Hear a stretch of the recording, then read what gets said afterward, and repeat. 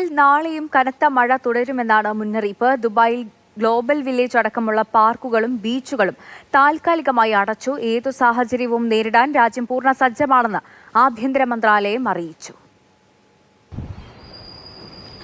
ശക്തമായ മഴ, ചുഴലിക്കാറ്റ്, അതോടൊപ്പം തന്നെ വെള്ളപ്പൊക്കം, ഈ 3 സാധ്യതകളാണ് നാളെയും UAE പ്രവചിക്കുന്നത് കാലാവസ്ഥാ നിരീക്ഷണ കേന്ദ്രം. ഏറ്റവും കൂടുതൽ മഴ പെയ്യാനുള്ള സാധ്യത, മഴയ്ക്കും മോശം കാലാവസ്ഥയ്ക്കും സാധ്യത ദുബായ്, അബുദാബി എമിറേറ്റുകളിലാണ്.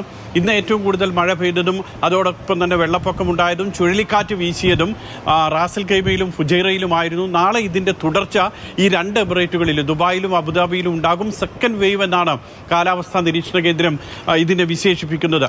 ഏതായാലും ഈ മോശം കാലാവസ്ഥ നേരിടാൻ അടിയന്തര സാഹചര്യം പൂർണ്ണമായും സജ്ജമായിട്ടുണ്ടെന്നുള്ളതാണ് UAE ആഭ്യന്തര മന്ത്രാലയം അറിയിക്കുന്നത്. ഇതിന്റെ ഭാഗമായി വിവിധ മുനിസിപ്പാലിറ്റികൾ, പോലീസുകളൊക്കെ തന്നെ മുന്നറിയിപ്പ് നൽകുന്നുണ്ട്. UAE സർക്കാർ ജീവനക്കാർക്കും അതോടൊപ്പം തന്നെ സ്വകാര്യ മേഖലാ ജീവനക്കാർക്കും നാളെ വർക്ക് ഫ്രം ഹോം പ്രഖ്യാപിച്ചു.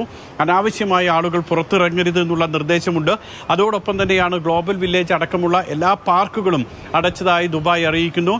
ഷാർജയിലെ ബീച്ചുകൾ അടച്ചിട്ടുണ്ട്. എല്ലാ ബീച്ചുകളും പാർക്കുകളും അടച്ചതായി ഷാർജ മുനിസിപ്പാലിറ്റിയും അറിയിക്കുന്നുണ്ട്. ഡെസേർട്ട് സഫാരി എല്ലായിടങ്ങളിലും പൂർണ്ണമായും നിർത്തിവെച്ചു.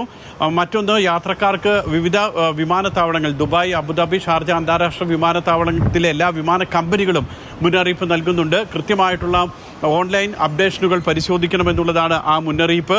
അതോടൊപ്പം ദുബായ് പോലീസ് 22 പ്രത്യേക സംഘത്തെ നിയോഗിച്ചിട്ടുണ്ട് രക്ഷാപ്രവർത്തനത്തിന്. അടിയന്തര സാഹചര്യം നേരിടാൻ വേണ്ടി നദികളിലും മലയോര മേഖലകളിലും പോകരുതെന്നുള്ളതാണ് റാസൽ ഖൈമ പോലീസിന്റെ മുന്നറിയിപ്പുള്ളത്. അതോടൊപ്പം തന്നെ വെള്ളക്കെട്ടുകളിൽ വാഹനം ഓടിച്ചാൽ 2000 ദിർഹം പിഴ ലഭിക്കുമെന്ന് അബുദാബി പോലീസും അറിയിക്കുന്നുണ്ട്. ഇത്തരത്തിൽ അതീവ ജാഗ്രത രാജ്യത്ത് തുടരുകയാണ്.